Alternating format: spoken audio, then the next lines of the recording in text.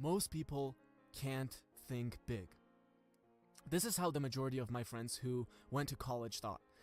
I hope I can get a decent job when I graduate. Like, not even a good job, just a decent job. That was their biggest plan for their life, finding a decent job. I also had very few other friends who said, I'm going to start a business and become a millionaire by my mid-20s. And they're actually on track to accomplishing that. Now here's the thing, the biggest problem is that most people can't even think big. And I always make sure to point out that yes, this is just the first step. There are so many other things you need to do to be successful after you're able to think big. Otherwise, that is what's called being delusional. But if you can't even do the first step right, there is no hope. If your biggest vision for yourself is to find a decent job, just like it is for most people, you can't expect anything great to happen. It's like setting up your finish line 100 meters from you every time you run. No, you're not going to be a great marathon runner if 100 meters is what you're aiming at. And yes, there are 20 other steps ahead of you. You're going to have to work hard. You're going to have to work smart. But nothing's going to help you when your finish line is constantly set at 100 meters. Value yourself and believe in yourself. I know that sounds kind of cliche, but here's the thing. Most people I know can't even believe that one day they could be making millions. They can't even entertain that thought for a second. Most guys I know don't think that they actually deserve that beautiful girl. Most people I know don't actually think that they deserve to be around successful people. And here's the thing, you're putting a very low price tag on yourself. And guess what? You can't expect people around you to put a higher price tag on you. If you don't even like yourself, how can you expect others to like you? If you want me to be your business partner and you don't even believe that you could make millions, why am I going to even consider working with you? If I'm a girl and you don't even think that you deserve me, why should I think that you deserve me? No one's ever going to value you or believe in you if you can't even value and believe in yourself. There is a lot of truth to what Henry Ford was saying. The man who thinks he can and the man who thinks he can't are both right. And finally, excuse-itis. I remember I was a little kid and I was talking to one of my uncles or something. And he was telling me how much he knew about success or whatever. So I asked him, well, if you know all about success, how come you're not successful? And his kids were running around nearby, and he pointed at them, and he said, that's why. And even as a little kid, that made me nauseous. But that's what everyone does. Excuse on top of excuse. Don't be that person. You'll be the only one feeling sorry for yourself, even if people around you are encouraging your victim mindset. So start thinking big and realize that that's just the first step. Start researching the 20 other steps. Start believing in yourself and realize that if you can't even do that yourself, you can't expect others to believe in you. And finally, don't make excuses. If you don't make it to where you want to be, it is because of the decisions that you have made. Don't be the guy pointing at his kids as an excuse. There are plenty of guys out there with more kids than you and worse circumstances than you who still figured out a way to crush it.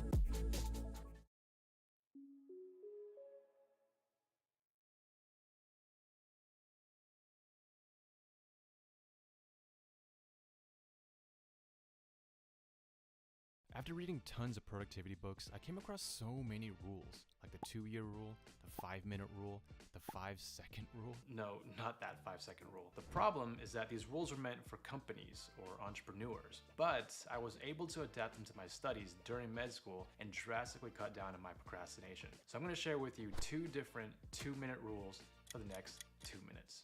The first 2-minute rule comes from Getting Things Done by David Allen. He says, if it takes 2 minutes to do, get it done right now. For example, if I need to take out the trash today, it takes 2 minutes to do. So if I'm thinking about it now, might as well just do it now. Instead of writing it down on a to-do list or probably forgetting about it or having to come back to it later, which takes more than 2 minutes. That's how I see it. So here's a list of things that might take 2 minutes throughout the day, like organizing your desk, or watering your plants, or clipping those nasty nails. I just do it when I notice it, but these little things start to add up, so this rule biases my brain towards taking action and away from procrastination. The second 2-minute rule comes from Atomic Habits by James Clear. He says, when you're trying to do something you don't really want to do, simplify the task down to 2 minutes or less. So doing your entire reading assignment becomes just reading 1 paragraph, or memorizing the entire periodic table becomes memorizing just 10 flashcards. Now, some of you might think, yeah, this is just a Jedi mind trick, like why would I fall for it? How is this at all sustainable?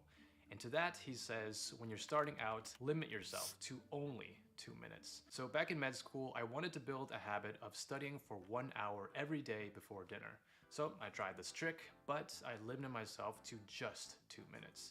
I'd sit down, open my laptop, study for 2 minutes, and then close my laptop and went to do something else. It seems unproductive at first, right? It seems stupid, but staying consistent with this 2-minute routine day after day meant that I was becoming the type of person who studies daily. I was mastering the habit of just showing up, because a habit needs to be established before it can be expanded upon. If I can't become a person who studies for just 2 minutes a day, I'd never be able to become the person that studies for an hour a day.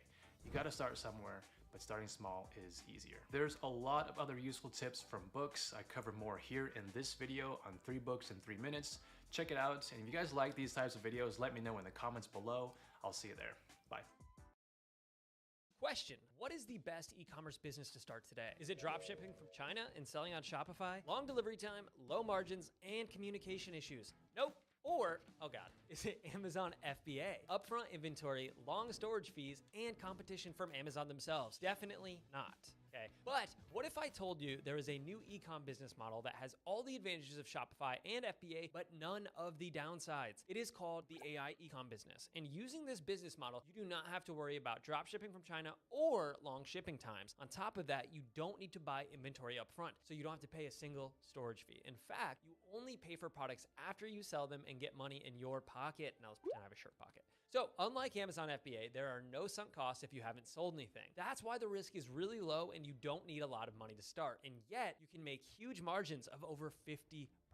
Now that is how our student Tiffany made 6 figures in just 1 month. And you don't need any prior experience to do this. David was a newbie to ecom, but he made $3,000 in just a single week. And Michael sold 5,000 units within a few weeks of starting. All it takes is 1 hour a day for you to work on this, and you can potentially make additional hundreds or thousands of dollars every single month. Do you want to know more about this AI ecom business model? Just click on the link below this video for more information. Hi, by the way, my name is Devin Zander, and I run a multiple 7-figure e-commerce business, and I'm the founder of SCUP, an e-commerce education company. And over the past 6 years, we've been helping business owners to grow their e-com scores to 5 figures or more in as little as a few weeks. And we've personally scaled our e-com business to 18,699,000 last year. Now, I'm excited to tell you about this AI business model because it is an untapped hidden niche in the marketplace, which means it's unsaturated, there's low competition, so you can get high margins. Even better, the demand in this niche is evergreen, so there are always people looking to buy this product all year round. And that means that you can make consistent sales throughout the year and have a stable cash flow. Plus, according to Fortune Business Insight, a global market research company, this industry is expected to double in size and grow to a $60 billion market by 2027, which means the demand for this product is only going to keep growing in the future. So if you get in now, you'll have the first mover advantage and get a larger piece of the pie before other people start jumping in. Imagine having more time for yourself and for your loved ones. Imagine achieving financial freedom while working fewer hours. That's why we're excited to share more about this AI e-com business model right now while it's still hot and relatively unknown to all the other people out there. All you have to do is click on the link below for more information. And don't worry, like I said, you don't need any prior experience to do this, not even in e-com. e-commerce. You don't need coding, design, or tech skills, and the best part is you don't even need to build a website or set up a store because we have spent millions of dollars testing and perfecting this AI business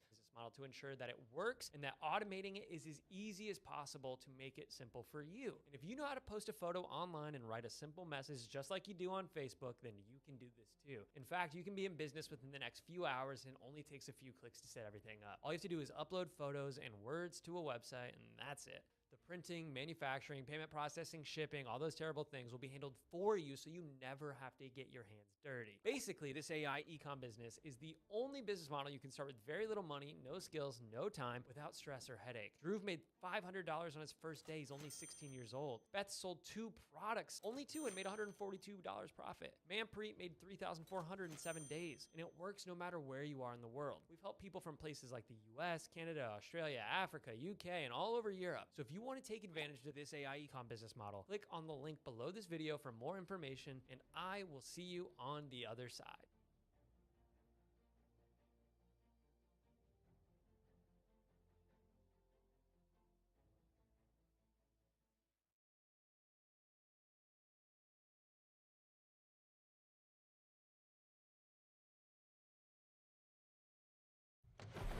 They're coming straight in.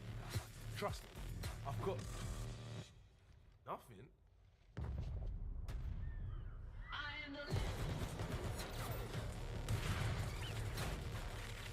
drive them back.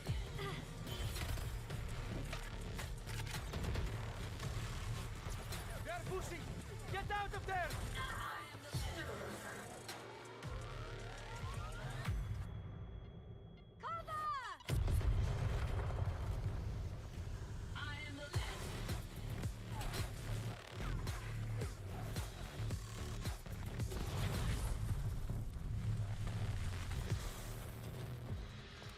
Damn time.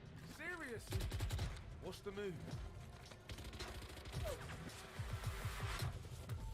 We killed them all. You wanna fight and we happen to fight. Go. Some with this but you know I survive.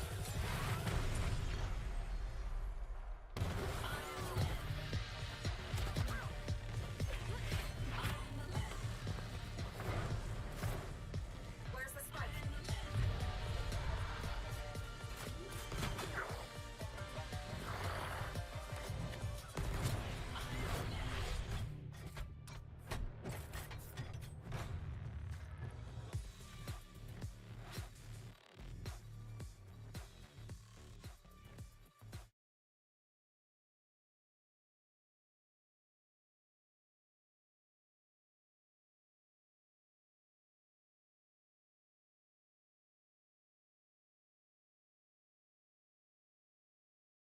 Just focus. Focus. I used to think that if I told myself to focus, it would work.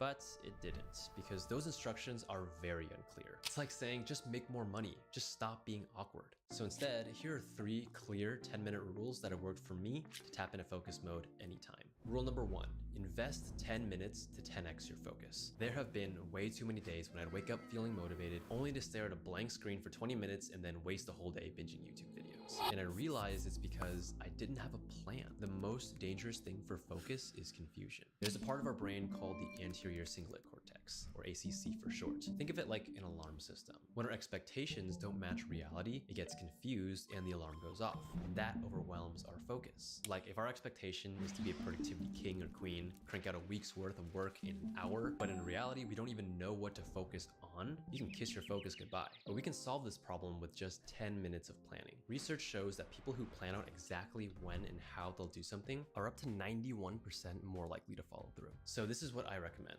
An hour before bed, make a plan for tomorrow, but keep it simple. Pick one important thing to work on and break it down into stupid, simple steps. Make it so stupid and simple that the alarm system won't detect anything wrong, and you'll have a clear, focused plan for tomorrow. 10 minutes of planning can 10x your focus. Rule number 2, If you can't find it in yourself to start working, you're allowed to procrastinate in 10 minutes. I use this analogy all the time. Our mind is a spoiled child. The moment it senses boredom or overwhelm, it puts up resistance. We know now there's a part of our brain called the insula, which activates when we experience negative emotions. That's our inner child throwing a temper tantrum, and there's no way we're gonna focus when that's happening. But this is temporary, because when we start working, even just for a little bit, the insula calms down. So rule number 2 is a bargain with our brain to overcome the initial hurdle. Sure, you can procrastinate in 10 minutes. How does that sound? And the trick is 10 minutes of work is long enough for our brain cogs to warm up and to get our creative juices flowing. And then we'll actually want to keep going. Our brain wants to get work done. We just have to get the insula on board.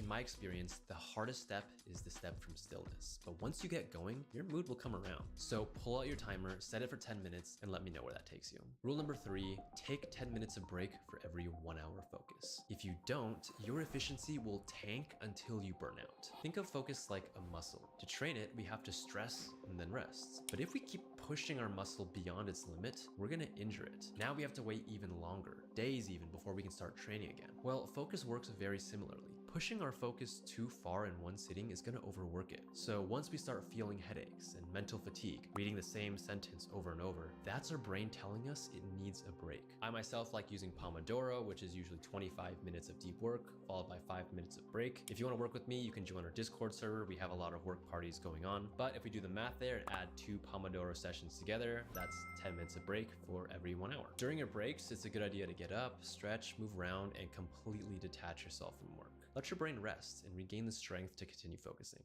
When I combine these 3 10-minute rules, my ability to focus goes 10, even 20x. And it's because each rule targets a different aspect of focus. Rule number 1 prepares for focus. Rule number 2 engages in focus. And rule number 3 helps us sustain focus. Cool, right? I've been super interested in this topic. So this is actually going to be one of the first videos in a new series I'm doing called Focus Training. Focus Training is also part of what we teach in StudyQuest, our ultimate learning skills and productivity skills program. But yeah, I'll be exploring and sharing everything I know about the art of focus so we can unlock our creative potential. So if that sounds like your vibe, definitely subscribe. Check out the links to StudyQuest in the description below. Stay focused, and I will see you all next time. Posting in a hurry this holiday season? Ashley Outlet has hundreds of items under $500 with fast, free shipping on select items. Plus, we offer special financing options for every budget. For quality and comfort at a great value, visit your nearest Ashley Outlet.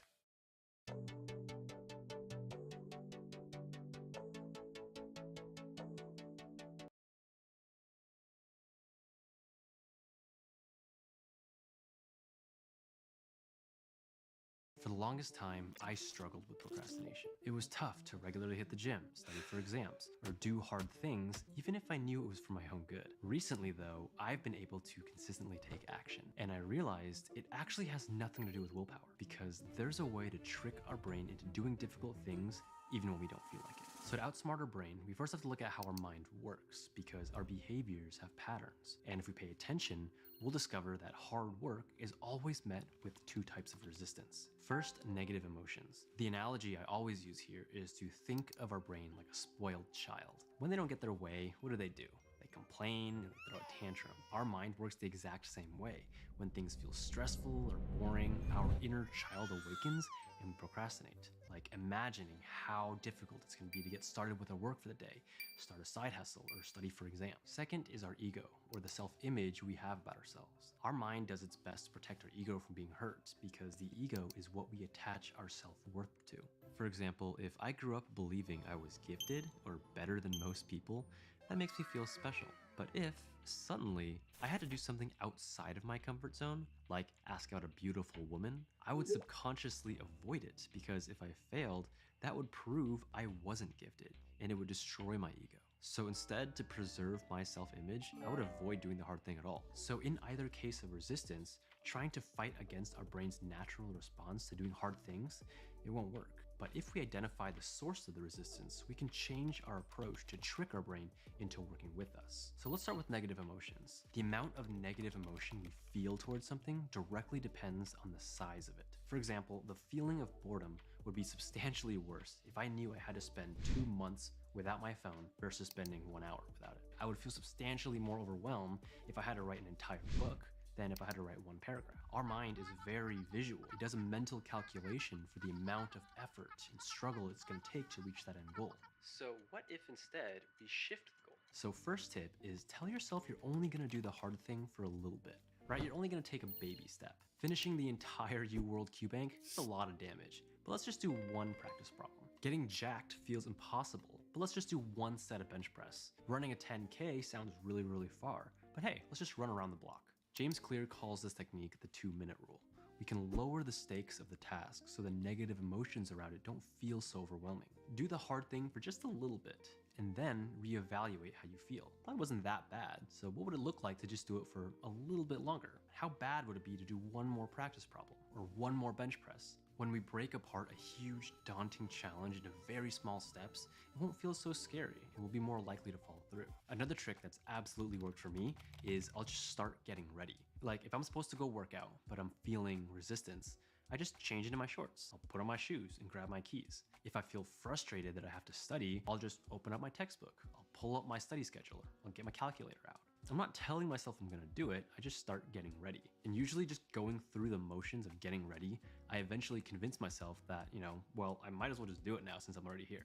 This literally happened to me this morning. Like some guy called and tried to sell me like landscaping services and I don't even have a house. He was like, well, since I have you on the phone already, or like you came all this way, we might as well just buy it, right? Seriously, this tip works, just give it a shot. The next thing you can try is to batch difficult work with enjoyable work, or with rewards. Remember, our brain is a spoiled child, so we need to speak to it that way or else we'll encounter even more resistance. Like say you're babysitting a kid and they start throwing a tantrum about doing their homework. I would say, well, if you finish your homework, we'll watch a movie, and you get to choose the movie. Thursday Night Football on Prime. It's on. Batching is incredibly underrated and effective. I used this all the time when I was in school. I'd make plans to go out with friends, but only if I finished my work before then. Or I'd only watch anime if I was on the Stairmaster. Try to find ways to incentivize hard work with enjoyable things, and the negative emotions around it won't be so high and we'll be more likely to do it. Let's move on to ego now. So our ego is formed based on all our past experiences, and it defines who we are and shapes our reality. In Maxwell Maltz's book, Psycho-Cybernetics, he explains that all of our actions, feelings, behaviors, even our abilities are always consistent with our self-image. We can only act based on the beliefs we have about ourselves, but our beliefs have nothing to do with the action itself. For example, regardless of whether or not I believe I can run a 5-minute mile, the act of running and trying is exactly the same. The only difference is that my ego puts up resistance because it's afraid of failing. So something we can do is what I call taking the pressure off our ego. During clinical rotations in medical school, I frequently had to step out of my comfort zone and do difficult things. I had to give lectures, I had to do procedures, I had to break tough news to families. I even had to tell a 16-year-old she was pregnant. And if you've never done it before, and you know you're gonna suck at it, and multiple high-profile doctors are watching and grading your performance, let me tell you, it is terrifying. But I did work with other students who didn't really seem bothered. Like even when they made mistakes or they messed up and stuff, they were eager to get back at it. I remember asking one of my friends how she was always so positive and willing to step out of her comfort zone. And she told me she wasn't even thinking about that. All she was doing was having fun. She was immersed in the process, learning, and treating it like a game. And that idea really stuck with me. If we take the pressure off our ego and just focus on having fun, the resistance drops and we can just start to enjoy the task and actually perform better. Alex Lowe, he was this inspirational mountaineer who was notorious for his infectious enthusiasm. He once said, the best climber is the one having the most fun. And I think that idea truly applies to so many things in life, especially when doing difficult things. Now, of course, you're probably thinking, what if there's absolutely no way I can imagine this hard thing being fun? What if waking up at 5 a.m., running in the freezing cold to the gym to lift heavy things just can't be fun? Fair enough, there is another trick we can use on our brain. Change the narrative we have about ourselves. We all talk to ourselves, but what most people don't realize is that the words we use are very important. There are nuances in language we can use to trick our brain. For example, change the narrative so that doing the actions of that hard thing aligns with your identity. Take this statement for example. If I tell myself, I need to work out and get in shape, my brain receives this message, processes it, and decides, you know what, we're not gonna work out today. Because by definition, if I need to get in shape, that means I, in fact, am not in shape. And someone who's not in shape is not someone who works out, and so I'm not gonna work out. My brain's gonna resist working out and come to this crazy conclusion because it doesn't align with my identity. But if I rearrange the words a bit and I tell myself, I am a person who works out, well, what do people who work out do? They go to the gym. They're probably in shape. Great, that means I go to the gym. Doing that hard thing will align with my self-image because remember, we can only act according to how we view ourselves. I know this might sound crazy, but I'm not saying to flat out lie to yourself. Obviously, I can't say, I'm a person who will launch a billion-dollar company tomorrow. That's just outright foolish. But this is why language is so important. The key to tricking our brain is to align our identity with the actions of the person we want to become, not the end result. I'm not saying I am super jacked. I'm saying I am someone who works out. You see the difference? One of those is based on progress, based on actions, and the other one is based on fantasy. Now, of course, we don't want our brain to be in a constant state of deception. Tricking our brain is not a permanent solution to getting us off our asses and actually doing difficult work. But it actually doesn't need to be. Once we're able to cultivate consistency in our work and in our habits, that itself becomes a snowball effect that perpetuates motivation. Consistent action leads to progress, which leads to motivation. Seeing gains in muscle growth gave me motivation to go to the gym. And the more I went to the gym, the better I got at exercising. Because no one likes to be bad at what they do. That's a breeding ground for negative emotions and ego buffering. Once we develop consistency, we'll start to enjoy doing the hard things. We'll start to enjoy the stressful feeling of pushing heavy weights. We'll start to enjoy the cognitive effort of studying and learning. And that is the ultimate goal. Definitely try these out for yourself. Those are some of the strategies that I use to get myself to do hard things by tricking my brain. If you got other strategies you use, drop them in the comments below. Let me check them out. And I will see you in the next video.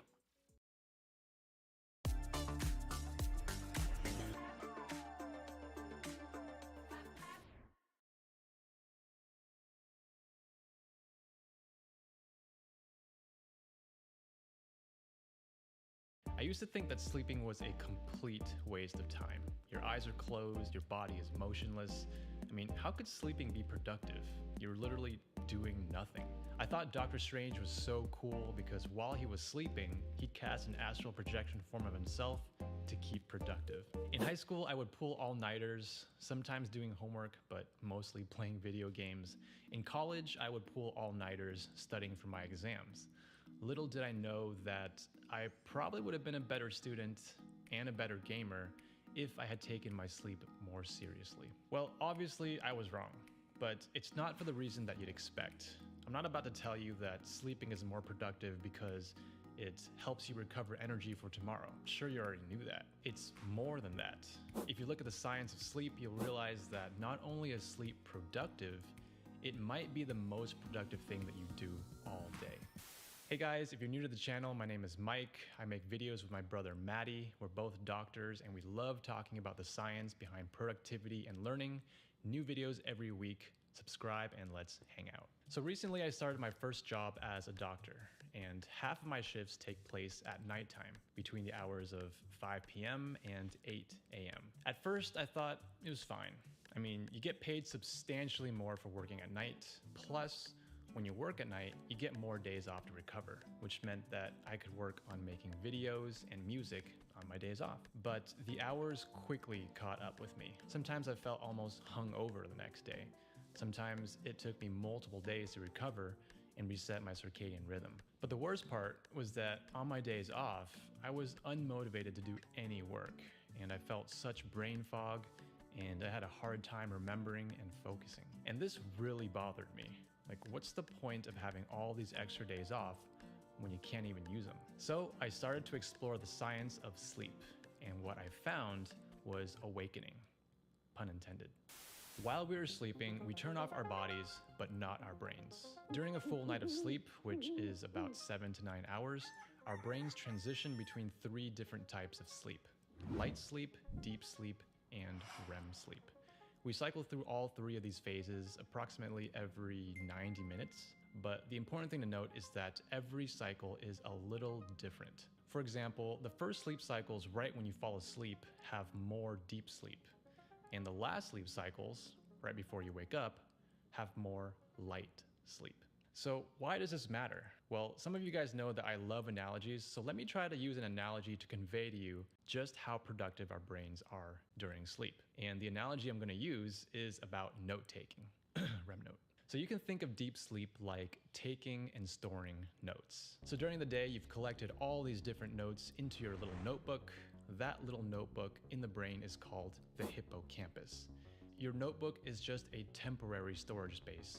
During deep sleep, your brain attempts to file away each of your new notes into a more permanent place in your brain, into the specific areas where they belong. So what happens if you decide to stay up late and miss out on the first sleep cycle? Remember, these first cycles are heavy in deep sleep. Well, you would risk not properly storing away the hard-earned notes that you collected that day. Basically, going to sleep late means you don't give your brain the chance to save your work, and those notes could be lost forever. Because right after deep sleep comes light sleep. Light sleep is like the janitor. It goes through your notebook and gets rid of all the leftover notes and papers that you didn't care to save.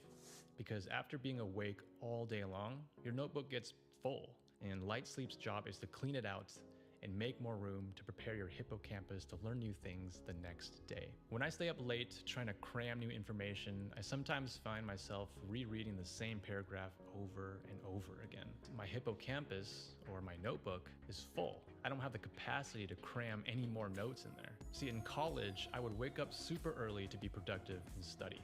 Like, I would wake up at 5 a.m. and try to get ahead. Well, what happens is if you wake up too early, you lose out on your last sleep cycles, the ones that have the most of your light sleep. So you might find it difficult to learn new things because you haven't given your brain the chance to clean out your notebook and make room for new notes. So waking up early and only getting like 5 hours of sleep is actually counterproductive. Finally, let's talk about REM sleep. During REM sleep, your brain is making connections between all the old and new notes that you've stored in your filing cabinets. And for all you REM note fans out there, no pun intended, REM sleep is when all the bidirectional linking happens. You're trying to make sense of all your stored memories and make new connections. That's why you sometimes hear about all the artists or musicians or mathematicians who had vivid dreams and wake up discovering some new creative idea or some new breakthrough in their field. So just to recap, deep sleep helps us save information, light sleep helps us learn new information, and REM sleep helps us make sense of our information. If you don't get a full night's sleep and you miss out on the important stages of deep, light, and REM sleep, you'll remember less, you'll learn less, and you'll understand less.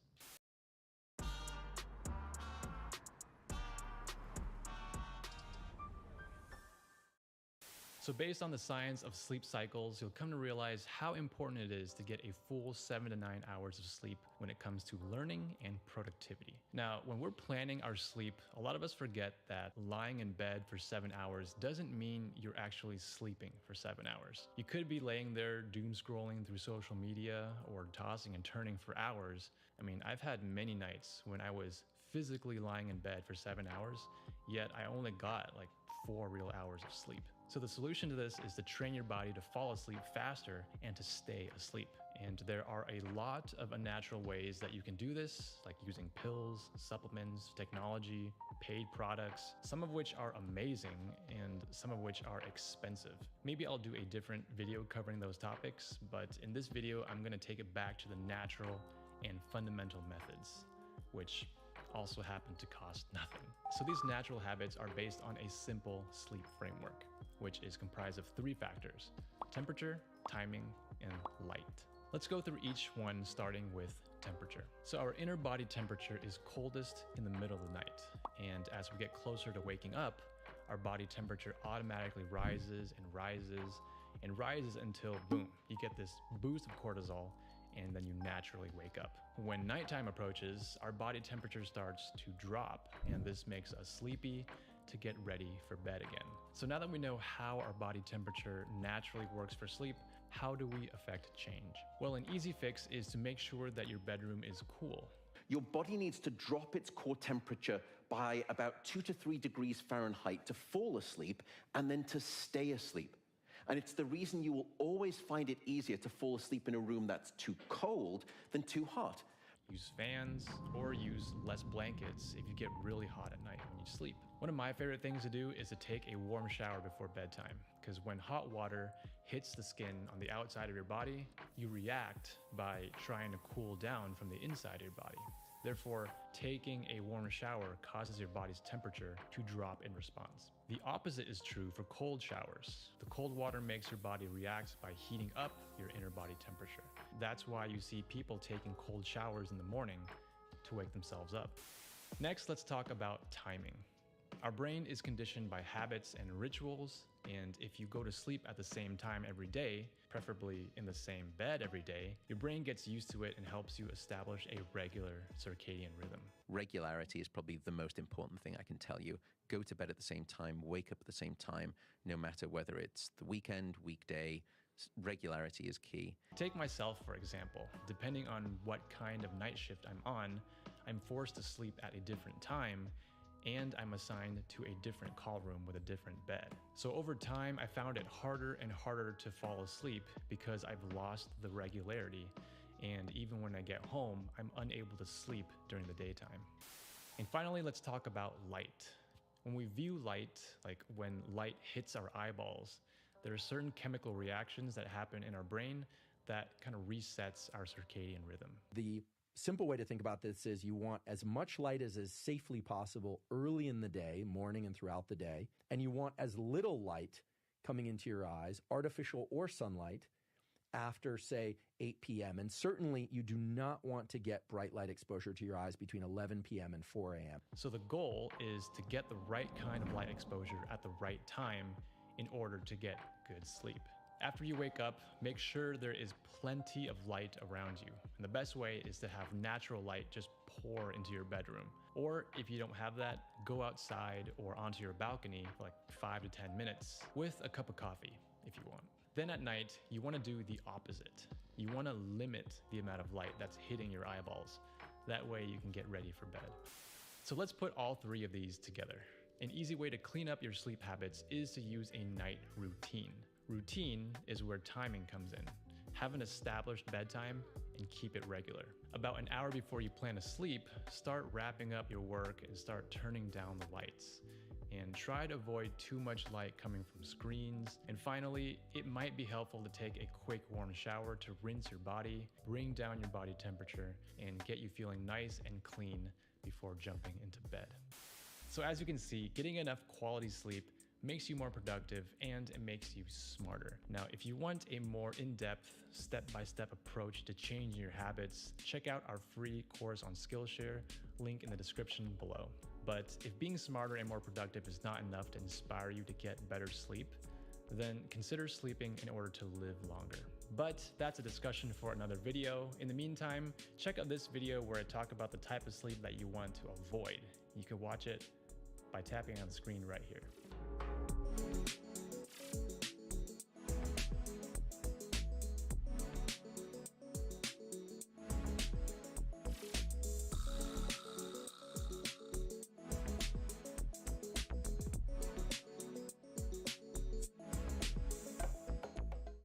Turn customers into customers with the #1 email marketing and automation platform, Intuit MailChimp.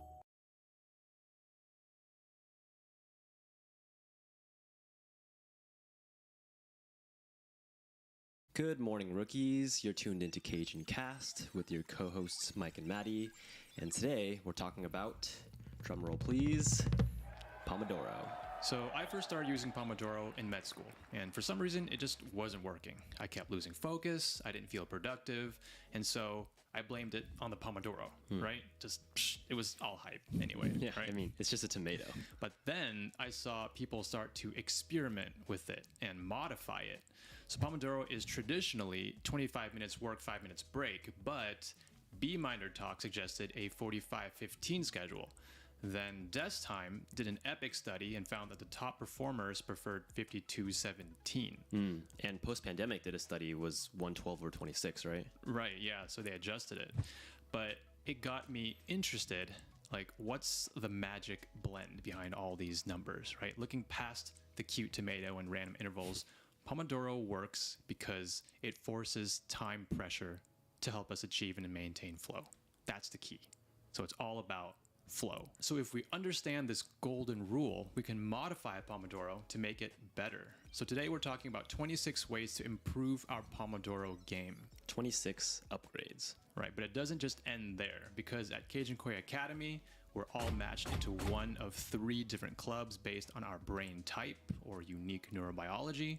So while most advice leaves you with just a grab bag of random tips without any direction, we'll take it further and help you prioritize which tips to focus on depending on your learning style. All right, so let's start with the upgrades. Hey Misty, can you run the Pomodoro protocol, please? Initiating. So upgrade number 1, if you get in flow, let the timer go. It's funny because when we talk about Pomodoro, we think about the timer, but the timer is really only there to help us get into flow, to help us get into the zone. Once you're there, GG. If the timer goes off and you're flowing, you don't have to stop. No one's forcing you to stop. It's hard for some of us to regain our focus once we've lost it, so just keep going. You can take that break and add it on to a later break.